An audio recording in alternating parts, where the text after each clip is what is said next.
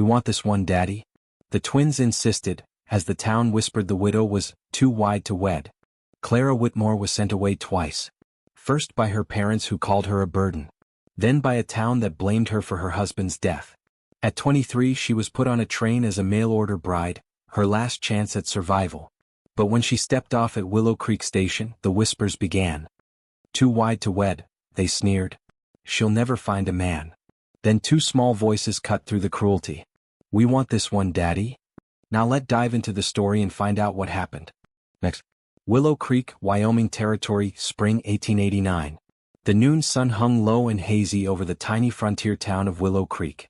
The dusty main street shimmered under the heat, lined with hitching posts, a single general store, a blacksmith's forge, and the small wooden station that served as the town's connection to the rest of the world. The train's whistle echoed through the valley, sharp and lonely. Townsfolk drifted toward the platform to see who was arriving this time. Mail-order brides often came this way, strangers stepping off the iron horse with nothing but a hope and a photograph. Among the stepping boots and swishing skirts came Clara Whitmore. She moved with quiet dignity, though her knees trembled beneath her traveling dress. Her black gown, still the one she'd worn since her husband's death 2 years before, was creased from long days on the train. A wide-brimmed straw hat shaded her fair face, though nothing could hide the weariness in her blue-gray eyes. She carried a single carpet bag worn and scuffed at the edges, and a folded letter pressed close to her heart. It was the letter that had given her courage. Dear Mrs. Whitmore, I am a man of steady means, seeking a respectable woman for companionship and care. I promise you a place to belong. Mr. Thomas Granger, Willow Creek. She had dreamed of this moment all through the long rattling miles from Missouri, of meeting a kind man, starting again, perhaps even hearing laughter in her home once more. But when the train steam cleared, no man came forward. Clara waited. 10 minutes. 20. Her gloved hands twisted together. Passengers scattered, wagons rolled off, and soon the platform was nearly empty. Excuse me, sir, she said softly to the station master, a round man with red cheeks and tobacco stains on his vest. I'm looking for a Mr. Thomas Granger. He was expecting me. The man frowned, checked a ledger, then looked up with mild surprise. Granger, eh? He packed up last week. Headed for California, I heard. Didn't say nothin' about a lady comin' to. Clara blinked, her heart falling into her stomach. Left, she whispered. But he wrote to me. He promised. The station master shrugged, sympathy flickering only briefly. Sorry, ma'am. Ain't the first fella to change his mind. You might try the hotel down the road. But even before she turned away, Clara could hear them, the whispers. Two women near the post office, murmuring behind gloved hands. That must be her. The widow from back east. Oh heavens, she's a big one, isn't she? No wonder he ran off, she's too wide to wed. Clara's throat burned. She wanted to disappear, to melt into the ground. She pressed her handkerchief to her mouth and stepped away from the platform, the sound of laughter chasing her. Each word cut deeper than the last. For years people had measured her worth by her shape. Even her late husband's family had turned cold, saying she was a burden to carry, not a beauty to boast of. When he died in an accident they'd said, "Best you go elsewhere, Clara. We can't feed another mouth." And so she had. Now she stood in this foreign town, utterly alone once again. The wind lifted her skirts and blew grit across her shoes. She sank onto a wooden bench beside her bag, tears slipping silently down her cheeks. Don't cry, miss. The voice was small, soft, like a bird's chirp. Clara looked up. Before her stood two little girls, identical in every way, golden curls, blue eyes bright as the Wyoming sky, and matching cotton dresses smudged with play dirt. The smaller one held out a dandelion puff, her expression earnest. It'll make you feel better, she said. You can wish on it. Clara managed a tremulous smile, taking the delicate flower. Thank you, sweetheart. The taller twin whispered to her sister, See, I told you she was pretty. A shadow fell across them then, a tall man in a sheriff's star, his hat tipped low. Sheriff Eli Carter. His voice was steady, rich as warm molasses. Girls, he said, crossing his arms. Didn't I tell you not to run off at the station? The twins clung to Clara's skirts, giggling. But Daddy, one said, we found her. She's the one, said the other, nodding hard. We want this one. Eli blinked, caught completely off guard. What are you talking about? Clara gasped softly, cheeks turning crimson. Oh dear, I think they're mistaken, Sheriff. But the girls weren't letting go. Please, Daddy. She looks just like the angel in Mama's storybook. A murmur rippled through the onlookers nearby. People stopped to stare, some with amusement, others with scandal in their eyes. Eli knelt beside the twins, his face caught between embarrassment and wonder. Then he turned to Clara. "Beg pardon, ma'am. My girls get ideas in their heads faster than a tumbleweed in wind." Clara shook her head gently. "It's quite all right. They've only been kind." For the first time their eyes truly met. His were deep brown, flecked with gold, and for a heartbeat the world seemed to hush.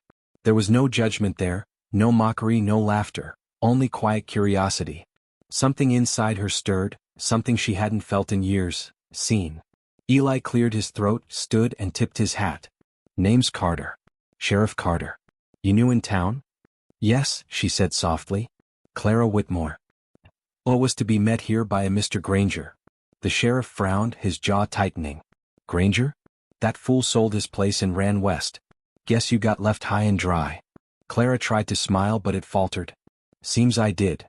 Eli glanced at her lone carpet bag, then at his daughters, who were still holding her hands like she might vanish if they let go. His voice softened. "Do you have anywhere to stay, Mrs. Whitmore?" She shook her head. "Nowhere yet. But I'll find something." The twins gasped together. "She can stay with us." "Girls," Eli began, but the words died on his lips when he saw the glimmer of tears in Clara's eyes. "Please, Daddy," said Lily. "She's lonely," added Lila. "And Mama wouldn't like us leaving lonely people." Eli rubbed the back of his neck, torn between reason and his daughter's pleading. "It's only for a night," he muttered finally. "Until we figure things out." Clara blinked in disbelief. "Sheriff, I couldn't impose." He gave her a faint smile. "It's no imposition, ma'am. The girls won't rest till you're safe under our roof." And as the sun dipped lower, painting the sky with gold, Clara followed them toward a small cabin on the edge of town, her heart uncertain, but flickering with the first fragile spark of hope. Behind her, the townsfolk whispered anew. But Clara didn't hear them this time. For the first time in years she wasn't walking alone. The Carter homestead, outskirts of Willow Creek, evening falls over the open prairie. The ride to Sheriff Eli Carter's homestead was quiet, the kind of quiet that hums between people who are strangers but somehow feel safe together. The wooden wagon creaked under their weight, wheels crunching over the dirt road that wound through tall, whispering grass. Clara sat with her carpet bag clutched tightly in her lap, her eyes lowered, though she could feel the curious glances of the twin girls beside her. "Are you really gonna stay with us?" one of them, Lily she thought, asked. "Just for tonight, sweetheart," Clara said softly. "Until your father finds me a room." Lila frowned, hugging her rag doll. "You can stay longer if you want. Daddy's cabin has lots of room." Eli gave a small chuckle, guiding the reins. "Don't go inviting strangers to move in, you two. Miss Whitmore's got plans of her own." Clara smiled faintly, though her heart ached. Plans? That word sounded strange to her now. The only plan she'd had was to arrive, marry, and begin again. And now that dream had been stolen by a man who hadn't even the decency to send a farewell letter. When the cabin came into view, Clara drew a quiet breath. It was simple but sturdy, pine logs, smoke rising from the chimney, the porch lit by a soft golden lantern. Chickens scratched near the steps, and an old hound raised his head as they arrived, tail wagging lazily. Eli helped her down from the wagon, his large hand firm yet gentle. "Mind the step," he murmured. Inside the home was warm and lived in. A fire crackled in the hearth. Handmade quilts hung over the back of a rough-hewn sofa. Two small beds sat tucked in a corner by the window, clearly the twins. The scent of cornbread and pine wood filled the air. "Go wash up, girls," Eli said, unbuttoning his coat. "Supper's still warm." "Yes, Daddy," they chimed, darting off giggling down the hallway. Clara stood uncertainly by the door. "Sheriff, I truly don't wish to be a burden. If you can point me toward a boarding house tomorrow, I'll—" He raised a hand. "You're no burden, ma'am. Mrs. Abernathy runs the inn in town, but she's particular. She don't take kindly to outsiders unless they come with a reference or a reason. I'll see what can be done." She nodded, folding her gloved hands. "Thank you. You've already shown more kindness than most." Eli hesitated, studying her for a long moment, the gentleness in her eyes, the exhaustion behind her smile. Then he motioned to a chair. "Sit. I'll fetch a plate." Clara obeyed, lowering herself carefully into a wooden chair near the fire. The warmth seeped into her aching limbs, and for the first time since leaving Missouri she felt safe. Eli set a plate before her, beans, cornbread, and a few slices of venison. It was simple fare, but her eyes stung with gratitude. "You didn't have to," she whispered. "Can't have guests goin' hungry," he replied. The twins appeared, hair damp and cheeks flushed, and climbed onto the bench beside her. "Say grace, Miss Clara," Lily said suddenly. Clara blinked in surprise. "Oh, well, I'd be honored." She folded her hands, and her voice trembled as she prayed softly. "Dear Lord, thank you for kind hearts and safe shelter. Bless this meal and the hands that prepared it. Amen." When she lifted her eyes, Eli was watching her quietly, his expression unreadable. The twins began chattering about their day, how they'd helped a neighbor's mare deliver a foal, how they'd found a frog near the river, how they missed Mama sometimes but talked to her star at night. Clara listened, her smile gentle, her heart slowly knitting together from the warmth of their innocence. After supper, the girls insisted she sit by the fire with them. They showed her their drawings, their little treasures, buttons, feathers, a broken pocket watch. Lila leaned close, whispering, "You smell like roses. Mama used to smell like roses." Clara froze for a moment, emotion thickening her throat. "Did she?" Lily nodded, twirling a strand of hair. "She went to heaven. But Daddy says she still watches us when we're good." Eli looked up sharply from his chair by the window, where he'd been cleaning his revolver, his eyes softening. "All right, girls. Bedtime." "But Daddy?" "No buts. Go on." They pouted but obeyed, scampering to their beds. Clara followed, tucking the quilts around their small forms. The girls each took her hand. "Will you stay until we fall asleep?" one murmured. Clara hesitated, glancing toward Eli, who stood in the doorway. He gave a small nod. She smiled and sat between the twin beds, humming softly, a lullaby her mother used to sing. Within minutes, the twins' breathing evened, lashes resting on rosy cheeks. Eli watched her from the doorway, arms folded, his voice quiet. "They've not slept that fast since their mama passed." Clara looked up, startled. "I didn't mean to overstep." He shook his head. "No, you didn't." His gaze lingered on her as the firelight flickered over her face. "It's been quiet here a long time. Too quiet." She lowered her eyes. "I understand quiet. It can be heavy." Something unspoken passed between them then. Two souls who had both lost, both endured, and yet still carried a spark of gentleness that refused to die. After a moment, he cleared his throat. "There's a spare cot by the stove. It's not much, but it's warm. You can take it tonight." Clara rose, smoothing her skirt. "Thank you, Sheriff Carter. I'll not forget your kindness." He smiled faintly. "It's Eli. Just Eli." For the first time, she allowed herself to smile back. Then, "Good night, Eli." He tipped his hat, his eyes holding hers a beat longer than necessary. "Good night, Miss Whitmore." When the lanterns were out and the night wrapped around the cabin, Clara lay awake listening to the steady creak of the timbers and the distant cry of coyotes. Outside, the moonlight spilled across the valley, soft and silver. Inside, the sheriff and his girls slept soundly, and for the first time in years, Clara didn't feel like a woman drifting alone in the world. She belonged somewhere, even if only for one night. And deep down, a small, impossible thought whispered to her heart. Maybe God had sent her to Willow Creek for a reason after all. 2 days later, in the heart of town, the general store, Willow Creek, Wyoming Territory. The morning sun broke over Willow Creek like honey poured across the valley, golden and sweet. But for Clara Whitmore, it brought more than light, it brought eyes. Everywhere she went, she felt them. The stares, the murmurs, the half-hidden smirks behind fans and bonnets. She walked beside Sheriff Eli Carter and his twin daughters, holding a small market basket. They'd come to fetch sugar and flour, but it seemed the entire town had come to fetch gossip. "Morning, Sheriff," called Mrs. Abernathy, the boarding house keeper, her thin lips curling into what might have passed for a smile. "I hear you've taken in a guest." Eli tipped his hat politely. "That's right. Mrs. Whitmore here's been in a bit of trouble. Her intended left town before she arrived." Mrs. Abernathy's gaze flicked toward Clara, moving slowly from her soft round face to her full figure. "Oh, I see." Her tone oozed false sympathy. "Such a pity, dear. These mail-order arrangements can be unpredictable. Some men, well, they prefer women who can keep up with ranch life." A few bystanders tittered. Clara's cheeks flamed, but she kept her chin lifted, refusing to shrink. "I can assure you, ma'am," she said quietly, "I've worked hard all my life. My size has never kept me from doing so." Eli's jaw tightened. "That's enough, Mrs. Abernathy." His tone carried the weight of authority, and even the gossipy woman flinched slightly. But as they walked on, Clara could still feel the whispers following her. Bless her heart. Too wide to wed, that one.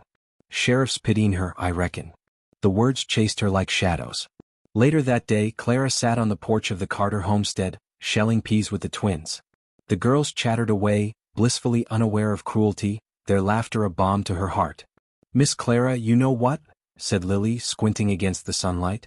The girls in town said you look like a queen. Clara blinked, startled. A queen? Lila nodded eagerly. Ah. They said queens wear big dresses and crowns. And you have the biggest, prettiest dress we've ever seen. Clara's breath caught somewhere between a laugh and a sob. She brushed a loose curl from Lily's forehead. That's very kind of them. Eli appeared from the barn, wiping his hands on a rag. What's this about queens? Lila grinned. We said Miss Clara's a queen. He smiled, his eyes lingering on Clara for a moment too long. Can't argue with that. Clara's cheeks warmed under his gaze. Quickly she turned back to her basket. You're all too kind. I'm just an ordinary woman trying to find her place. You already found it, Lily said simply. Right here. Eli's throat tightened. Those words struck deeper than the little girl knew. That evening as the family ate supper, a knock came at the door. It was Pastor Graham, tall and kindly, his silver hair catching the lamplight. Evenin', Sheriff. Mrs. Whitmore. He nodded courteously. Mind if I come in? Not at all, Eli said. Sit, Pastor. The pastor took a seat near the fire, hat resting on his knee. I've been hearing talk, son, he said quietly. About your new house guest. Eli's brow furrowed. Let me guess. Half the town's got her married to me already? Pastor Graham chuckled softly. Half the town's got everyone married to someone. But yes, there's talk. Some folks don't take kindly to outsiders. Others? His gaze softened toward Clara. They've forgotten how to mind their own hearts before their tongues. Clara smiled faintly, though her eyes glistened. I'm used to it, Pastor. I stopped trying to defend myself a long time ago. He leaned forward. Don't. The Lord never made a mistake in any of his creations, Mrs. Whitmore. Least of all you. The room fell quiet. The twins, sensing the shift, crawled onto Clara's lap and nestled against her. She wrapped her arms around them, the ache in her heart easing just a little. After the pastor left, Eli stood by the door, silent for a long while. The firelight flickered across his rugged face, his jaw shadowed with thought. Finally he said softly, Don't listen to them. They don't know you like I do. Clara looked up, startled. You barely know me at all, Sheriff? He met her gaze. Maybe so. But I know kindness when I see it. I know courage. And I know my girls haven't laughed this much since. He trailed off, his voice catching. Since your wife passed, she finished gently. He nodded. Since then. The quiet between them stretched, soft as twilight. Outside, crickets sang in the fields and the wind carried the scent of lilac. Clara spoke first. If my being here causes trouble for you, I can leave. I wouldn't wish to make life harder for your family. Eli took a slow step toward her. His voice was low, rough around the edges. You're not going anywhere, Clara. The girls chose right. Her lips parted, but no words came. He meant it. She could see it in his eyes, steady, honest, and warm as summer rain. She turned away then, blinking fast before the tears could fall. Later that night, after the twins were asleep, Clara stepped outside the cabin and stood beneath the stars. The prairie stretched endlessly before her, wild, vast, and free. She had come to Wyoming to find a husband, but instead she'd found something deeper. A place where her laughter was welcome, her voice was heard, and her heart was beginning to stir again. Still, the words from town echoed faintly in her mind. Too wide to wed. She lifted her chin toward the heavens, whispering into the cool night air. Then maybe I don't need to be wed to be worthy. Inside, through the cabin window, she could see Eli sitting by the fire, head bowed as he mended a toy horse for his daughters. His expression was soft, almost peaceful. And something in her heart, quiet but sure, told her she wasn't wrong. Willow Creek Harvest Dance, a Saturday evening beneath a lantern-lit barn roof. The air smelled of hay, apple pie, and hope. Every autumn, the people of Willow Creek gathered for the Harvest Barn Dance, a night of fiddles, laughter, and sweet cider under the wide western sky. Clara Whitmore had spent the day helping Eli's twins string garlands of dried flowers and hang paper lanterns around the Carter porch. It had been the first time she'd laughed without restraint in months.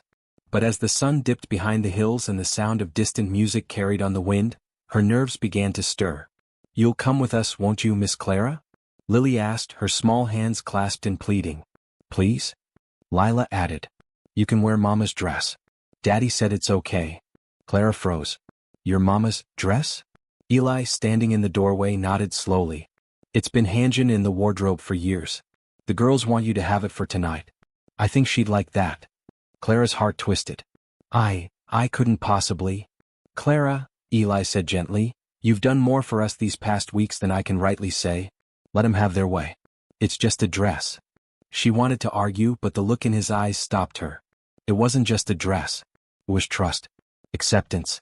Upstairs, under the dim lamplight, Clara unwrapped the soft fabric.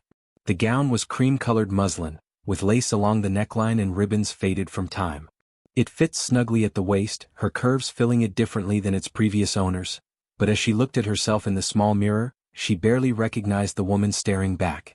Her eyes sparkled again. Her cheeks glowed. For the first time in years she didn't see her size first, she saw her heart. When she descended the stairs, the twins gasped in unison. Miss Clara. You're beautiful. Eli stood at the bottom step, his breath catching. The lamplight shimmered through her curls, and something deep within him stirred, something he'd locked away since the day he'd buried his wife. He cleared his throat roughly. Ready to go? Clara smiled, her voice soft. As I'll ever be. The barn was alive with light and laughter. Lanterns hung from the rafters, fiddle strings hummed, and couples twirled across the straw-covered floor. People turned as Eli and Clara entered, whispers rippling like wind through wheat. Look who the sheriff brought. She's wearing Mary Carter's dress, no less. She doesn't even fit it proper. Clara felt the heat rise to her cheeks, but Eli's voice rumbled low beside her. Don't mind 'em. They've been gossiping, since they learned to talk. They'll hush soon enough. The twins darted off to play with friends, leaving the two adults standing awkwardly near the refreshments table.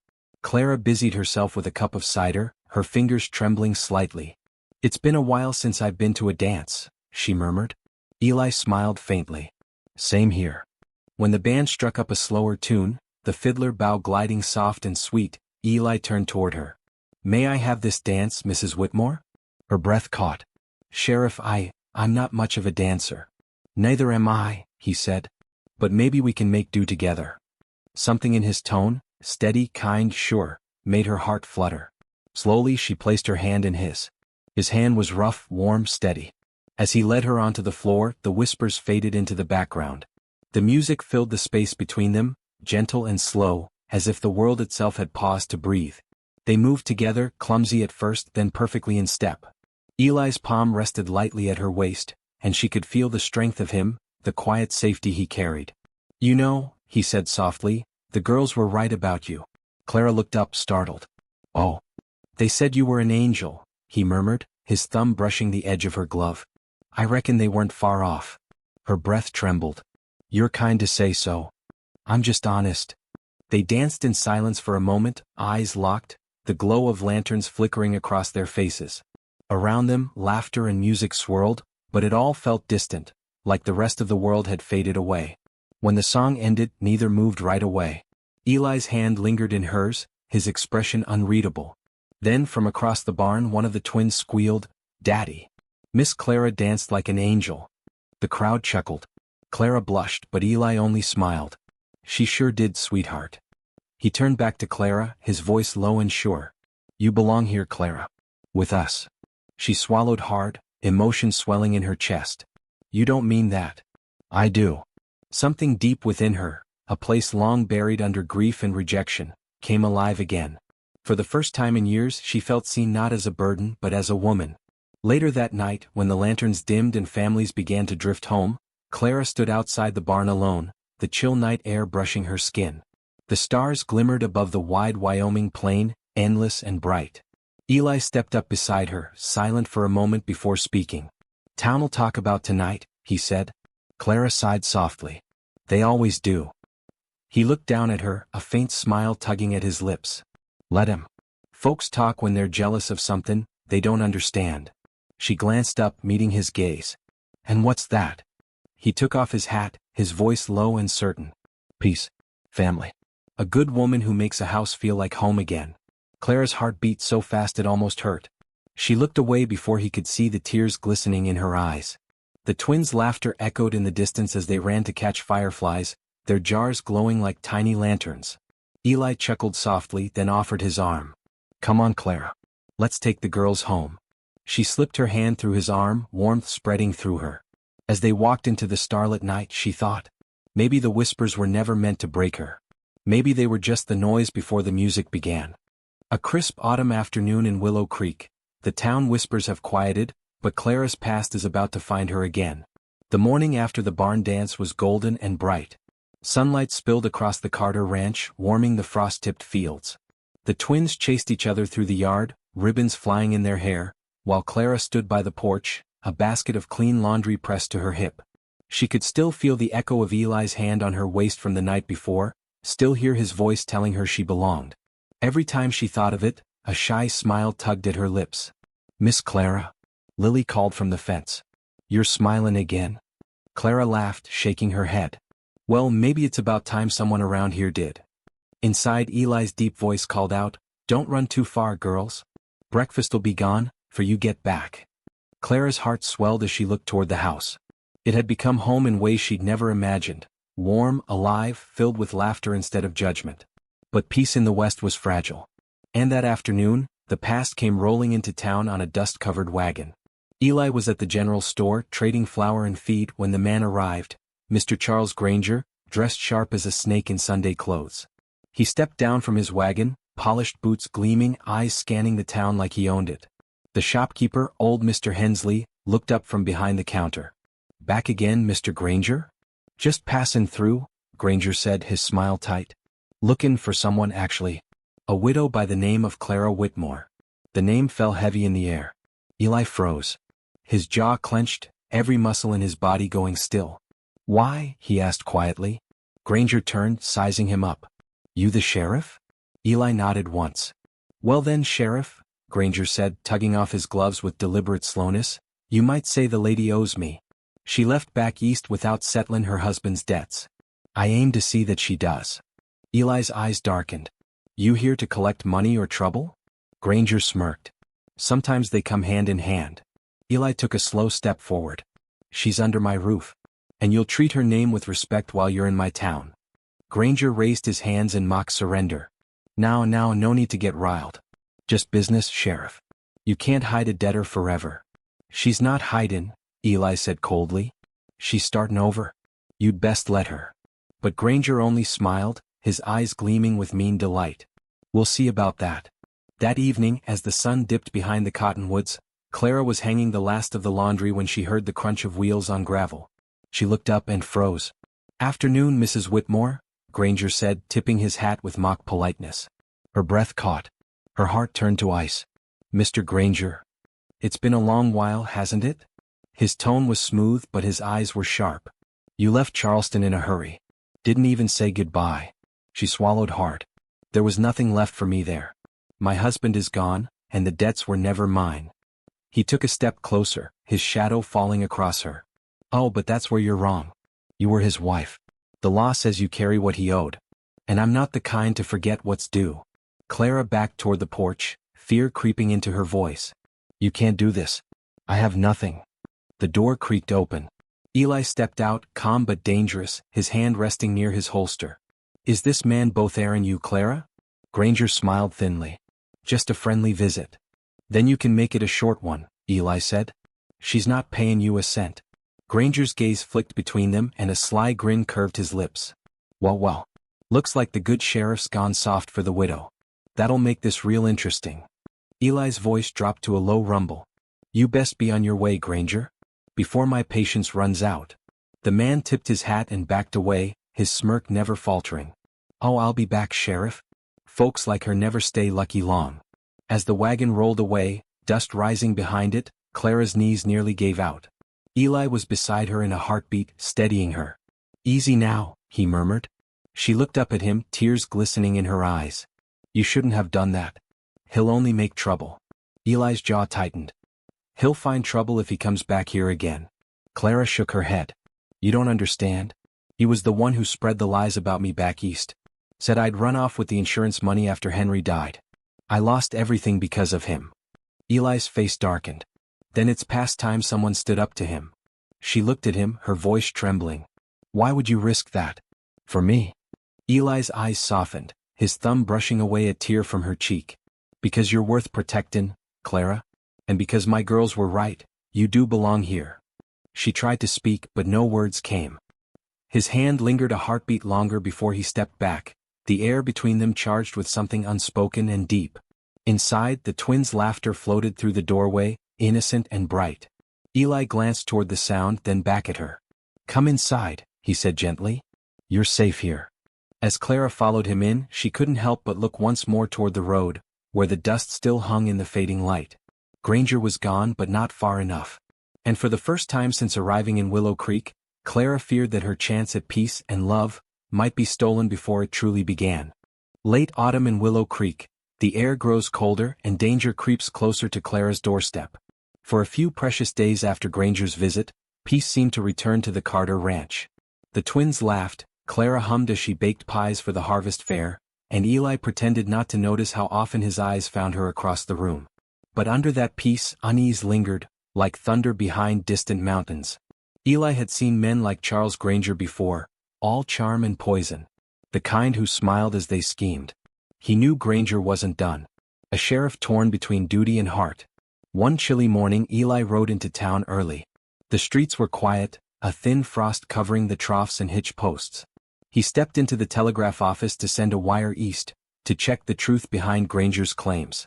When the operator handed him a reply later that afternoon, Eli's heart sank. Charles Granger listed as creditor to Henry Whitmore estate. Records show improper transfer of funds. Suspicious dealings. Case unresolved. Eli cursed under his breath. Improper transfer. That meant Granger might have falsified the debt, but proving it would take time. Time Clara didn't have. He folded the paper and tucked it inside his coat. Whatever Granger wanted, it wasn't money. It was power. The trap. By midweek, Granger was back, strutting into the saloon like he owned the place. The air thickened as he spoke loud enough for everyone to hear. Seems our good sheriff's harboring a thief, he said, swirling whiskey in his glass. The widow Whitmore ran from Charleston with a satchel full of cash that wasn't hers. The room went still. Men exchanged glances. Rumors traveled faster than wildfire in Willow Creek. Old Mrs. Perkins whispered it to her neighbor, who told her husband, who told the blacksmith, and by sundown the whispers had spread like smoke. By morning, Clara felt their stares when she went into town for supplies. Best be careful who you trust, Mrs. Whitmore, someone muttered behind her. Poor sheriff. Don't even know what kind of woman he's taken in. Clara's hands trembled as she left the store, her basket clutched tight. The kindness she'd begun to feel from the townsfolk turned cold overnight. That evening she stood on the porch, staring out over the dark hills. Eli found her there, shoulders stiff, eyes wet. They're saying I'm a thief, she whispered. That I took money that wasn't mine. Eli sighed, jaw tight. I know. Her head snapped toward him. You know? Then it's true? No, he said firmly. I sent a wire east. Granger's the liar, not you. But he's got papers that make it look real enough to fool folks. Her lip trembled. Then they'll never believe me. Eli stepped closer, his voice low but fierce. I don't care what they believe. I know who you are. The girls know it too. Tears spilled over. Eli, he won't stop until he ruins everything I've built here. He hesitated only a moment before pulling her into his arms. Her head rested against his chest, her sobs quiet but heavy. I won't let him take this from you, he murmured against her hair. Or from us. She stiffened slightly. Us. Eli drew back, meeting her eyes. Clara, ever since you walked into this house, things have felt right again. I thought I was done with love. I thought the girls would grow up without a mother's warmth. But you changed all that. Her breath caught. Eli. He took her hands, rough palms enclosing her trembling fingers. If standin' with you means goin' against every whisper in town, I'll do it. You're not fastened this alone. Before she could answer, a gunshot cracked through the still air. The twins screamed inside the house. Eli spun around, drawing his revolver, scanning the horizon. A figure on horseback was retreating into the dusk. Granger. A note fluttered to the porch floor. Clara picked it up with shaking hands. Pay what's owed or I'll come for what matters most. Eli's blood ran cold. He's crossed the line. Clara clutched the note, voice trembling. He means the girls. Eli's gaze hardened, a storm building behind his eyes. Then he'll regret ever setting foot in Willow Creek. The sheriff's decision. That night, Eli sat at the kitchen table long after everyone had gone to bed, lantern light flickering across his worn face. He read the telegraph again, fingers drumming against the wood. By law, he was supposed to detain anyone accused of fraud until the truth was clear. But the law didn't know Clara Whitmore, didn't see the woman who'd mended his daughter's hearts, who'd breathed life into his home. He took off his badge and set it on the table. For a moment, the metal gleamed, the weight of duty heavy in his chest. Then he whispered to the empty room, "The law can wait. My family can't." The night ride. Near midnight, Clara awoke to the sound of boots on the porch. She opened the door to find Eli saddling his horse under the moonlight. "Eli, what are you doing?" He looked up, eyes shadowed. "Ending this. You can't go after him alone," she pleaded. "I have to. If I don't, he'll keep coming. She stepped closer, tears glistening. "Then at least, come back to us." He hesitated, then cupped her cheek in his hand. "You and the girls are my home now, Clara. I swear I'll come back." Before she could speak, he pressed a rough, tender kiss to her forehead, and rode off into the cold night. The house fell silent after he left, save for the ticking clock and the twins' soft breathing upstairs. Clara stood by the window long after the hoofbeats faded, the note still clutched in her hand. Outside, the wind howled through the pines, and she whispered to the dark, "Please God, bring him back to us." Dawn over the open plains. One final reckoning between justice and love. The night wind had teeth. Eli rode hard beneath a moon that looked cold and watchful, his horse's hooves pounding across the frost-bitten earth. The badge lay heavy in his pocket, but heavier still was Clara's face, the fear in her eyes when she realized Granger's threat wasn't idle. He wasn't riding as a sheriff now. He was riding as a father. As a man in love. The showdown at Willow Ridge. By sunrise he found Granger's tracks cutting through the canyon north of town, straight toward an abandoned line cabin near Willow Ridge. Smoke curled thinly from its chimney. Eli dismounted quietly, tying his horse behind a stand of pines. The air was still but for the whistle of wind through the rocks.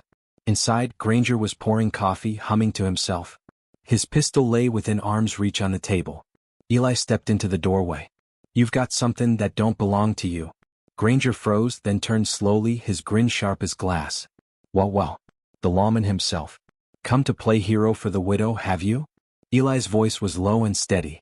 "You lied about those debts. You forged the papers to ruin her name." Granger shrugged. "Business, sheriff. Nothing personal. You threatened my girls. That made it personal." The room went still. Granger's hand twitched toward the table, but Eli's gun was already drawn. "I wouldn't," Eli warned. The outlaw's smile faltered. "You ain't got the guts." Eli took a slow step forward. "Try me." For a tense moment, only the ticking of Granger's pocket watch filled the silence. Then, in a blur, Granger dove for his gun. 2 shots cracked through the cold morning. Echoes rolled off the canyon walls, and then silence. When the smoke cleared, Eli stood still as stone, his revolver raised. Granger lay slumped against the wall, his pistol sliding from limp fingers.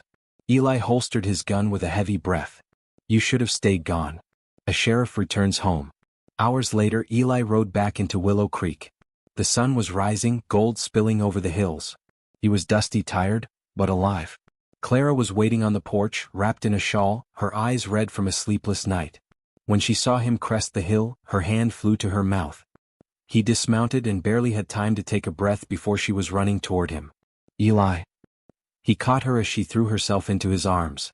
The smell of her hair, the warmth of her tears against his neck, it all hit him like a flood. "You came back," she whispered, trembling. "I promised you I would." She pulled back just enough to look at him. "Is it over?" He nodded. "Granger won't be hurting anyone again. I wired the marshal with proof of his forgeries. The record'll be cleared." Her eyes filled with tears. "You risked everything for me." Eli smiled softly. "No, Clara. For us." The twins ran out onto the porch then, their little voices cutting through the morning air. "Daddy? Miss Clara." Eli scooped them both up, laughter breaking through the weariness in his face. "Told you I'd be home, didn't I?" Clara brushed a tear from her cheek, watching them, that beautiful, simple picture of belonging she'd thought she'd never have again. Then Lily tugged at Eli's sleeve. "Daddy?" "Yes, Pumpkin?" "Now that the bad man's gone, can Miss Clara stay forever?" Eli glanced at Clara, a slow smile spreading. "Well, that depends on Miss Clara." Clara's breath caught. Her heart felt too full. If you'll have me, I'd love nothing more. The twins squealed, throwing their arms around her. We told you, Daddy. We wanted this one. Eli chuckled, his eyes shining as he looked at Clara, the woman who'd turned his sorrow into joy. He took her hand and, right there in the morning light, said softly, "Then it's settled. You're home." Epilogue, 1 year later. The following autumn, Willow Creek gathered once again for the Harvest Barn dance. Lanterns glowed. The fiddles played. Children laughed and ran between the bales of hay. At the edge of the floor, Sheriff Eli Carter danced with his wife, Mrs. Clara Carter, while 2 proud little girls twirled circles around them, giggling wildly. People still whispered now and then, but the tone had changed. "Never thought I'd see the sheriff marry again. She's got a good heart, that one. And he looks 10 years younger since she came along." As the music swelled, Clara looked up at Eli, her smile soft and full. "You know, for a woman folks once called too wide to wed." Eli leaned down, whispering near her ear, "You fit my arms just fine." She laughed, free, unashamed, radiant. And when the twins ran between them, tugging at their hands to dance faster, Clara thought, this is what it means to be chosen. To be loved without measure, without condition. The lanterns flickered overhead, the stars shimmered beyond the barn roof, and the widow the town once whispered about finally found her forever home. Not in a house, not in a name, but in the hearts of those who wanted her most.